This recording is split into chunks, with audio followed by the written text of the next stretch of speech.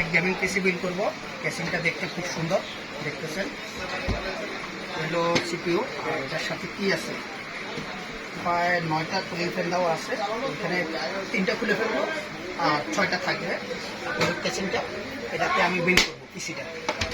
ওই সাথে প্রসেসর আছে ইন্টেলের, এরপরে যে আপনার ওয়াটার কুলার আছে,